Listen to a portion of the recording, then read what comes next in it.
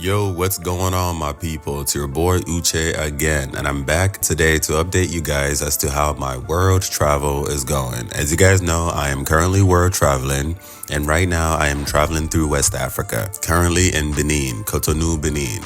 If you guys do not know, there is a very popular road trip that goes from Lagos, Nigeria, all the way to Accra, Ghana. I've heard about this road trip for such a long time, for years, and I've been telling myself that this is one of the things I do want to achieve before I depart this world, to go on this road trip from my country in Nigeria, Lagos, Nigeria, all the way to Accra, Ghana. Now, I have been to Accra, Ghana before. I flew in from the US a few years ago, and of course I am currently in Cotonou, Benin. So I thought to myself, you know what, instead of me going to Nigeria and taking this bus all the way down to Accra, Ghana, which would be unnecessary, too long, probably too expensive, I might as well just go from Cotonou to Lomé, and I'm glad I did it this way because bitch, God is good, okay? So I was able to do parts of this road trip from Cotonou, Benin, all the way to Lomé, Togo, and back.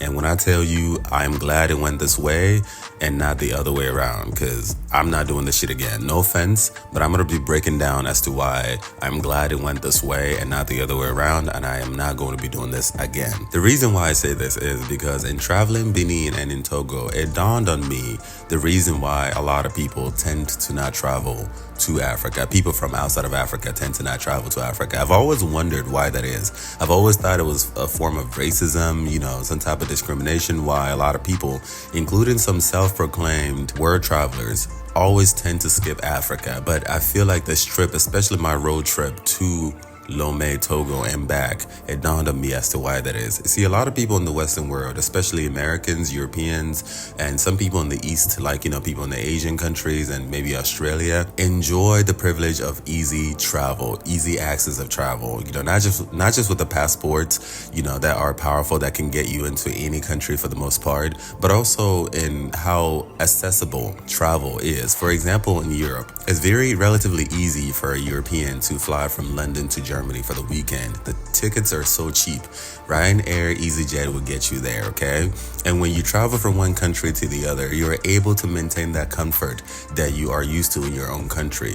But that's not necessarily the case in Africa. I see a lot of people who travel to Africa are usually, number one, people who were probably born in Africa and left Africa, in search of greener pastures, and they're going back to Africa to visit their home. So they're going back to their own families, something that they're familiar to. So they have a home, they have a base there. And then some of the people that also visit Africa are people who are expats. So their work is bringing them to Africa. And those kind of works, usually in oil, some type of, importing, exporting. There's a lot of money involved in those kinds of work, so they're able to afford back and forth from their countries and to the countries on the African continent. So outside of that, the only other people who travel to a lot of countries in Africa are maybe like tourists from other African countries, okay? So when they're traveling to these African countries, it's basically traveling from a version of their own country to a different version of their own country. So for example, in Benin, a lot of people who travel to Benin are usually people from other African countries, especially French-speaking African countries, and then also a lot of people from France. So outside of that, I don't really see a whole lot of travelers, okay? Like, I'm used to traveling to places where I see travelers from all around the world, like people from China, people from India, people from Israel, people from Brazil, people from Germany, there's Germans everywhere. Germans, Americans, British people, and Dutch people everywhere. And I'm yet to see a single one here. And I think because of how not so easily accessible it is to come here. First of all, these flights are expensive as shit, okay? Compared to the flights in Europe. Even compared to the flights in America, for example. Air travel in America is relatively expensive, yes, but nothing compared to the flights here in Africa. Like flying from Lomé, Togo to Cotonou, it's very expensive in the hundreds, okay? This is a flight that's probably be like between 30 minutes and 40 minutes, and it costs so much money. This is because the people who actually travel to these African countries are people who have the money to maintain the comfort that local people in the Western world are used to, which are considered luxury here. Yes, Africa is relatively cheap compared to Europe, compared to Australia, compared to the US, definitely, that is very true. But it's only cheap if you travel and live here as a local. The locals don't make that much money, okay? There's a lot of poverty here. Okay, no shade, but it's just the way it is. A lot of very low income here. See, the local people here, they're used to the hardship. They're used to the way of life here. They're used to it here. And if you want to travel Africa as a local person, then you will be able to travel very cheaply, but you'll also live as a local person, which might be a mind fuck for you because you're not used to it, okay? For example, like I mentioned in one of the other videos, AC, it's a necessity in America, for example, especially in Texas. I think it might actually be illegal for you to rent out an apartment in Texas without AC. But here, AC is considered luxury, okay? Like living in America, in my house in Texas, I never turned my AC off. Like for the entire years I lived there, the AC never ever went off at all. It was always on 24/7. Even when I traveled, it was always on. Okay, this also because of humidity, to keep the humidity down and things like that, to prevent mold. It's never off. So this is some type of comfort that a lot of people from the Western world are used to. Also, a lot of times when people like myself travel to other Western countries, like in Europe, you're also able to maintain that comfort as well, because this is basically like a way of life for them as well. But when you come to places in Africa, you come to realize that those comfort are luxury. And this is luxury that the locals cannot necessarily afford. And if you want to be able to afford those luxuries, you better be making the fucking money. And this is why a lot of times the people who travel here are people who have that kind of money. And this is why traveling within Africa can get very, very, very expensive very fucking quick, unless you have that money. And a lot of travelers, local travelers, regular smuggler people like myself, may not necessarily be able to afford that. You know, again, because of the privilege of Western passport, Western civilization, Western exposure, Western income, it's relatively easy for someone like me to travel Europe, to travel America, to travel Australia, cheap, stay in hostels, cook my own food. I don't really have to search too hard for internet. I can just go to Starbucks and use their shit for free and drink tap water and call it a day. But if you want to maintain those kind of things here, you better have that money, okay? This is why traveling in West Africa can be very expensive very quick. Again, I did this road trip because I wanted to do this road trip to go from Cotonou, Benin to Lomé, Togo. I wanted to do it. This is a personal thing for me. I wouldn't do this again. And this is how the locals travel, by the way. But if you did not want to do this, if you wanted to just skip all of that and get the comfort that you're used to as a Western traveler, you better have the money for it, because these plane tickets are not cheap at all, okay? Like, that flight could cost you a couple $100, but I still did it nonetheless. If you wanted to live as a local, not a problem. If you have the thick skin, if you're about that life, then not a problem. You will be able to enjoy the beauty of living as a local in Africa, and you save a ton of money, okay? You don't even have to stay in hotels. You can stay in hotels. Yeah, it doesn't have to be 5-star hotels. You can stay in like a 2-star hotel. You can find an apartment. I remember meeting someone here who had an apartment for $57 a month. Can you imagine having an apartment for $57 a month? Let that sink in. $57 a month. People in New York are shaking right now. People in London are shaking right now. When you have a shoebox in London and you're paying like $3,000 a month, and you got somebody in Benin who is paying $57 a month for a nice space. Now, see, the thing about this apartment though is that it does not have the luxury, the comfort that you're probably used to in your country, hence why it is so cheap. So if you don't mind living in a place with no AC, living in a place that is in the hood, there's no tarred roads, there's dust everywhere, there's noisiness everywhere, like it just looks a hot mess on the outside. Not necessarily to them because they're used to it, but for you though, who is not used to it, you're not from these parts. If you don't mind that adjustment to save money, then go ahead, come. You will enjoy the cheapness of traveling within Africa. But if you're somebody who is not used to that, that could be a mind fuck, and you better have money in the bank account to be able to mitigate a lot of that discomfort, okay? Now, that being said, I did the road trip from Cotonou, Benin to Lomé, Togo, because I wanted to, and I would not be doing that again. And the reason is because how very uncomfortable that is. It's just, number one, I don't even speak the language, okay? There's a different type of energy I felt, the entire time, because they could tell that I'm different, okay? They could tell by the way I'm dressing, by, my mannerisms, the fact that I can't speak the language. And also there's a sense of brotherhood going on here. I think this is also like an Islamic thing. I've noticed this in a lot of the other Muslim countries that I've been to, but this is my first time being in a Muslim country with people who look like me. And there's some type of energy about them that I feel like I don't fit in. They have a sense of brotherhood, sense of sisterhood going on. And I'm not Muslim. I wasn't raised in a Muslim family. And also coupled with the fact that I don't speak the language, I just feel like I stand out. Not necessarily in a bad way, but like it's like, this is different. This is very different. And I feel like this is something that would be mitigated if I was to fly. You know, like being in the airports, being in the airplanes. You know, there's AC, there's Wi-Fi. You know, at the airports, you're more likely to find people who speak your language, so you don't feel isolated, you don't feel alienated, if that makes any sense. Now, if you guys do not know, there is no Uber in Benin, and I believe also no Uber in Togo, and I'm not mad at them. I'm not at all. Now, somebody who's coming from the US, I would definitely prefer Uber because I'm used to Uber. I have the app, it's linked to my bank account, it's very easy, very easily accessible. But at the same time, too, I'll be fair and say that I'm also the person who always criticizes foreign countries who have American companies, because it doesn't make any sense for you to have a struggling economy and then you have an American company coming here to rob you of the money that you could be given to your own locals. Okay, so I'm not mad at them for not having Uber, but instead they have Gozem. Okay, Gozem is sort of like an equivalent of Uber, but I believe it's local here. Okay, I like Gozem. I use it all the time as an app. You can pay cash, you can link it to your bank account if you want to. It's up to you. So I've been using Gozem since I've been here. Shout out to Gozem. Okay, now I took Gozem. I usually take the tricycle. I prefer the tricycle because it has roof to protect me from the harsh sun, Chad. So I took the tricycle to a park. There's a park here, I believe it's called Etoile Rouge.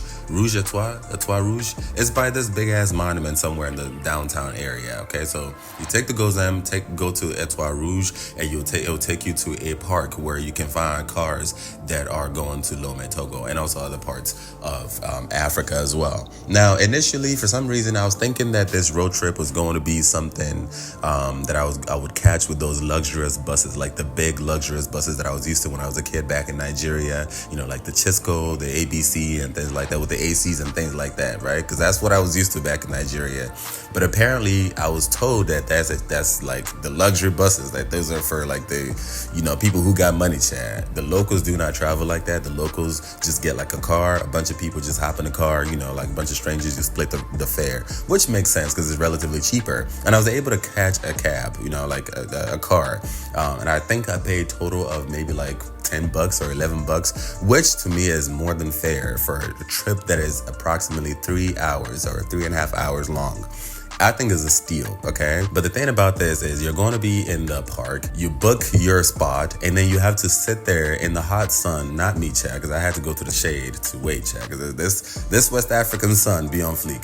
But you have to sit there and wait for the car to fill up, and that could take a while. That could take 2, 3, 4 hours to fill up, okay? And that's if there is no mishaps, which there was a mishap because one of the people who was boarding that car did not have a visa, and it didn't make any sense to me why you would be traveling without a visa. I think she was from East Africa, and you know, she's in Benin. I don't know how she got to Benin, and she's trying to go to Togo, and she does not have a Togolese visa, and they were trying to sort it out, Chad. It's like going back and forth. I didn't understand what they were saying, but I could just kind of like pick up here and there that they were talking about visa, and she did not have visa, and somehow the driver let her in, and we got in the car and we started going. Okay, it was a pretty okay ride, but again, like I said, I felt alienated in that car, which is fine because I'm used to just doing my own thing, but I just couldn't speak the language. There's just a different vibe, different aura that I brought in, and I was just hoping that I was not disrupting their peace, Chad, because they had like a sense of brotherhood. Everybody, I think they were all Muslim, they were all speaking French, they all had like some type of brotherhood, and I was just there, you know, just sitting there, you know, with a straight face doing my thing, like just get me to where I'm going to, Chad, you know. I'm not here to socialize with nobody, let's just go.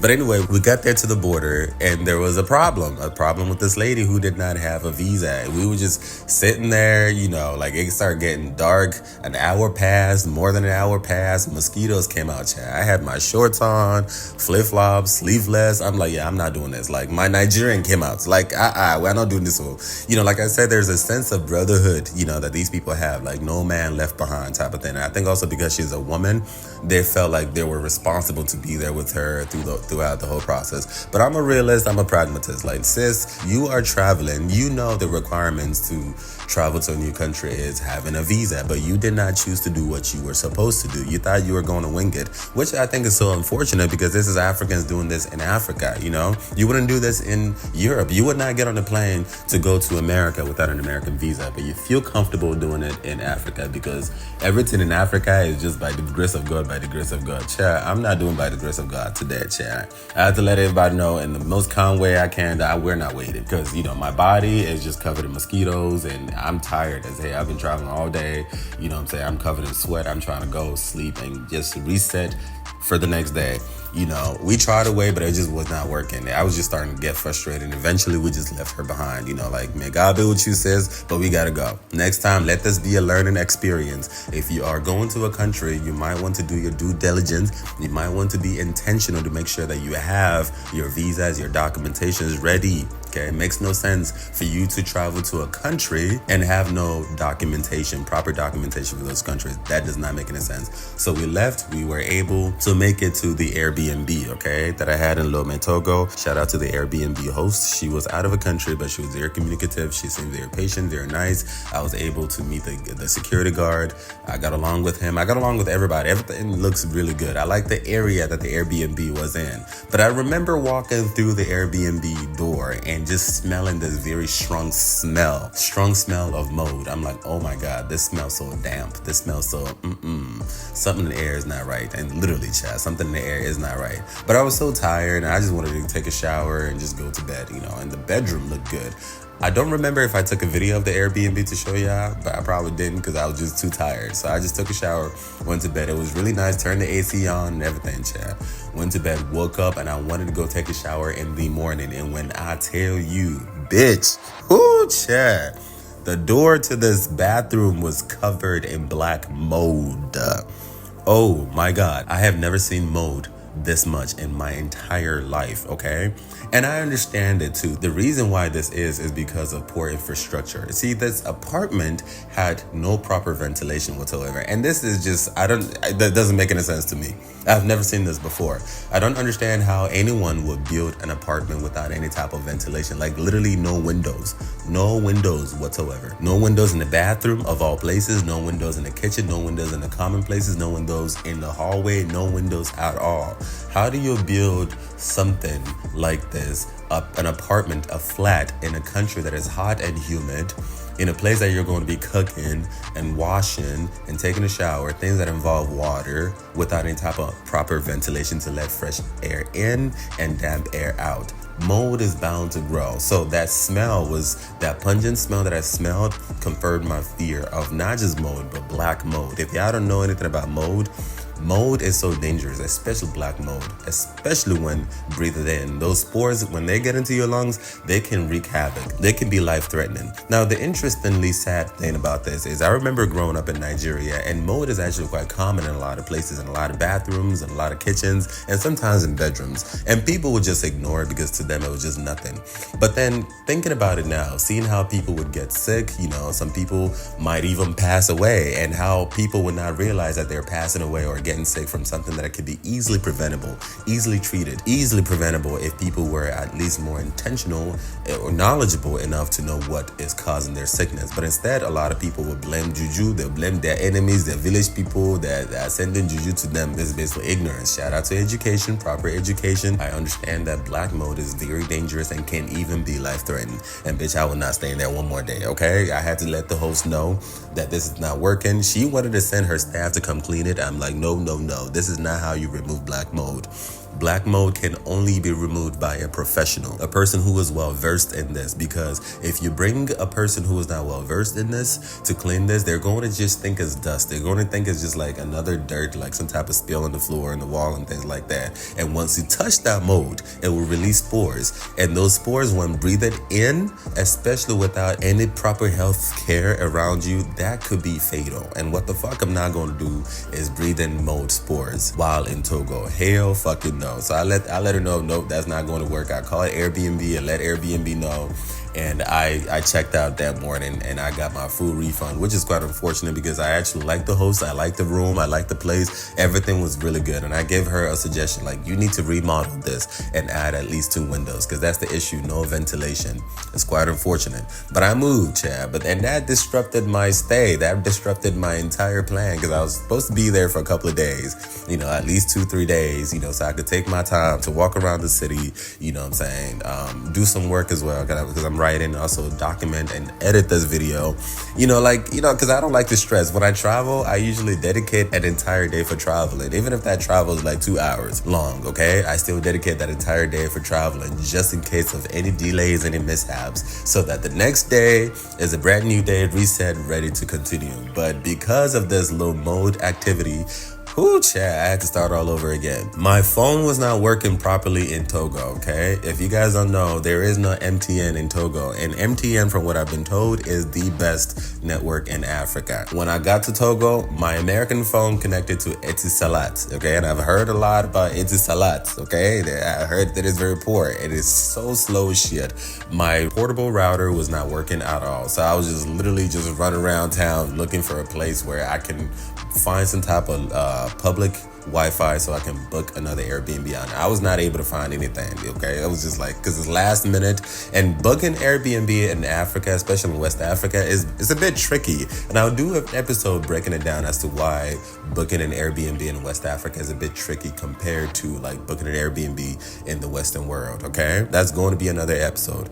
But I was like, you know what, Chad, this is too much. I'm gonna just find me a hotel. So I went on booking.com, Expedia, and I found a hotel, Chad. I thought I would find a hotel. I was able to get some motorcycle to take me to the address, and I got to the address. Turned out that is not the address. it's another address. So there's another thing too you have to be cautious of, okay? I think this has to do with the fact that a lot of the places in this part of the world is not fully mapped. So Google Map can be confusing a lot of these places, okay? So a lot of times in some of these establishments, they will not put the street number, they just put the street or the general location. Sometimes when people give you their address, or when you ask people for their address, they just give you a general location. They don't give you the actual address because it might not be possible to be found on Google Map. So we were just riding around Lomé, Chad, looking for this apartment, this elusive ass apartment. We couldn't find this apartment. I was getting frustrated, bitch. I was in the hot sun for hours, like, bro. And this sun is killing my skin. Like, I had rash on my neck and my left arm. It was so bad I had to go to a pharmacy. This is from being here in Benin. My skin is very sensitive to sunlight. I think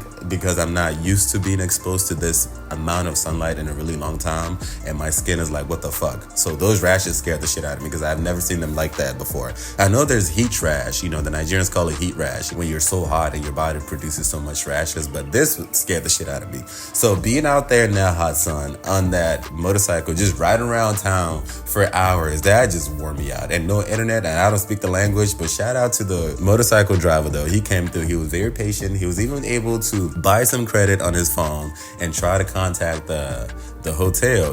They weren't picking up. The whole thing was just ghetto. I'm just being honest. It was frustrating as shit, but on the good side, I got to see parts of Lomé that I probably would not have been able to see if this did not happen.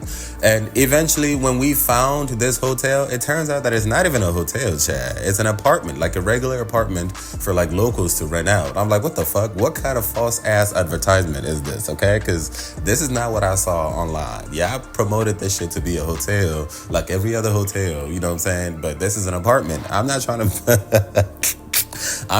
to rent an apartment for just 2-3 days. What the fuck?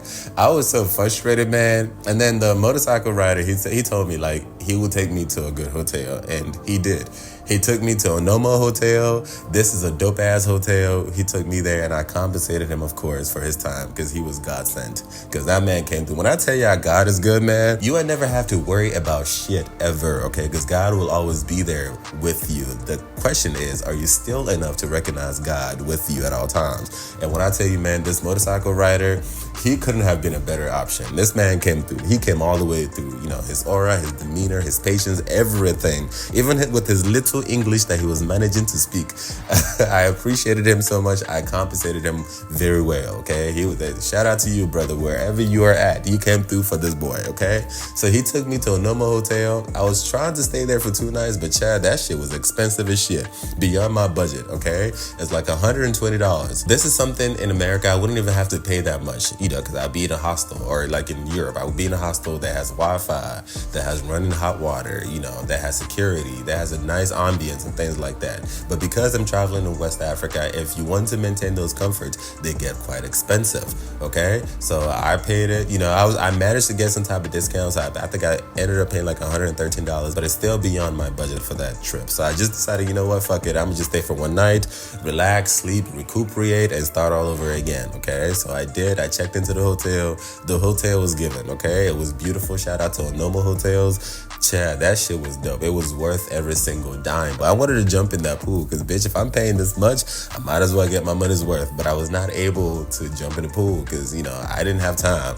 I had so much going on, I wanted to just, I'm like, you know what? It is what it is. But it was worth it. It was worth every single dime. Onomo Hotel, I recommend. And then later on that evening, I wanted to go to the Independence Monument. I think that's what it's called. This is a very popular landmark in Lomé, Togo. That's actually one of the reasons why I came, of course, to see the city, but also to see this, because I've heard so much about this Independence Monument. I've seen pictures, videos of it, so I wanted to go see it for myself before the sun went down, since I'm only going to be staying for one day now because of how much this shit costs, okay? And I'm ready to go. So I got there, and unfortunately, it was closed. I was not able to get in. I wanted to go in and have a moment with it, but it was closed, and the only way to get in is to buy a ticket, and that place was also closed. So I just had to take pictures and videos outside the fence, which was really dope. It seemed very nice. That area was very uppity, and right after, there's a hotel, 5-star hotel right across from the monument, where I went to go get some drinks, some tap water, a bottle of water, and edit some of my videos, and also catch up with my sister. This 5-star hotel is very expensive. Like, bitch, it looks like an ambassador's hotel, okay? The people in that hotel, I'm telling you, black fucking excellence, like upper echelon, bitch. Their skin was given, okay? You could tell, like, these people are not here to play. Bitch, when I tell you, man, there's money in Africa. Oh. There's money in Africa. It's just not evenly distributed, my dear. Hey, Chad, when I tell you, and I feel like I saw some ambassadors' kids in there, some of these politicians' kids in there. Like, you could just tell their aura is different. These people come from America. I was able to talk to this girl from New York. Her parents are from here, though. I think her parents are from Benin and Togo, but she was born and raised in New York, and we were able to have a little conversation. I stayed there for a little bit to relax a bit before I started walking back to my hotel. And I like to walk. That's another thing, too. That's one of the things that I look forward to when I travel outside of America. I enjoy walking because it's how I stay in shape. One thing I don't like about the infrastructure, or at least the urban layout in America or in Texas, for example, is how not walkable it is. So whenever I leave America, I am always looking forward to walking. Even though my legs are fucked up and I have back problems, I try to squeeze in as much exercise as possible to get my metabolism going, to get my blood flowing. So yes, I did that walk from that hotel back to my own hotel, and it's about like an hour walk. Okay, it's late now. The interesting thing about this walk is how everything shifted, okay? So the area this hotel was at, okay, that I was leaving, was very upper echelon, very nice, very bougie. You see security guards, street lights, everything. It felt like I was in a place in America, okay? But as I was walking back, I noticed how gradually everything started shifting. It went from very bougie, very upper echelon, very demure, to what the fuck? Bro, I was walking through the ghetto. When I tell you, I saw poverty, like bone-chilling poverty, okay? Like, no lights. There was no lights whatsoever. See, Benin and Togo, I believe also Togo, they have constant electricity, unlike some places in Africa, for example, like Nigeria. They have constant electricity, and I'm used to there being constant electricity. Of course, it's not free. You have to pay for it.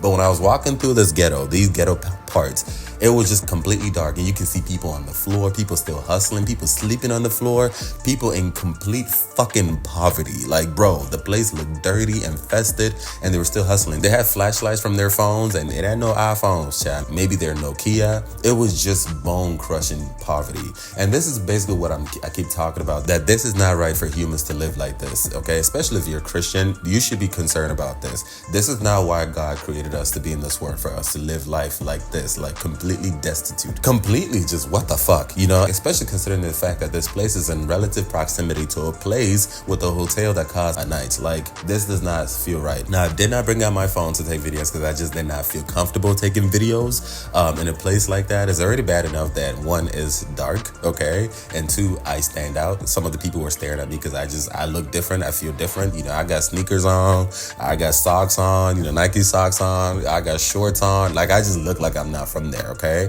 And then on top of that, having a video, you know, like having an iPhone recording them, that might just put a target on me. Now, the Beninese people and the Togolese people, to me, they seem very chill. They seem very mellow. And I think a lot of that has to do with their Islamic religion. They're very mellow compared to some of the other places that I've been to. Like, for example, in Nigeria, I would be a lot more worried if I was in Nigeria. So, but I did not want to give them a reason to follow me, especially considering the fact that I don't even speak the language, okay? But I was able to make it through and made it back to my hotel, you know, did some meditation, hung out a bit, got some drinks, you know, relax a bit, you know, especially considering the fact that this was going to be my last night before going back on that road, chat. You know what I'm saying? Going back to Cotonou the next day, which I woke up in the morning, checked out from my hotel. I was able to do some work. You know, as you guys know, I am writing. I did some work, took some pictures, did some editing, you know, took some videos, and I was able to make it back to a park and get another cab, you know, another car to start coming back to Cotonou, Benin. And, you know, I was able to basically the same thing all over again. This time there's another man, I guess he's from South Africa, didn't have a visa. I'm like, what the fuck? Okay. Chat. And then we had to go through that, and you know, we crossed the border, you know, and crossing the border too was kind of sketchy too. Like, we had to leave the car and walk, and it was just weird to me. Like, I'm not used to this, you know, again, especially considering the fact that I'm not speaking the language, you know, like, chat, anything could have happened, okay? But then I kept reminding myself that this is Benin, this is Togo, these people are mellow compared to Nigerians. Like, I would be concerned if all this shit happened in Nigeria, considering the bribery, the corruption, the insecurity, anything could have happened, okay? Like, again, it was just me, I don't speak the language, and I stand out. Like, I look different from everybody else. Like, they be talking to me and I have no idea what the fuck is going on, okay? But anyway, I was able to pull through God who strengthened me, bitch, okay? We came back, and I made it back to Cotonou, Benin, to my Airbnb. So that's basically it. I wanted to come out here to tell you guys how my trip is going so far, you know, and my word travel in West Africa right now, and how I was able to do a quick trip from Cotonou, Benin to Lomé, Togo. Okay, like I mentioned before, I'm traveling the world. If you're interested in knowing what it feels like to travel the world as a black person, as an American black person, as a Nigerian American, as a Nigerian, as an African, and also as a queer person, you know, especially a queer African black person. If you're interested in knowing what that feels like, in the fullness, the honesty, the rawness, all of it, tag along.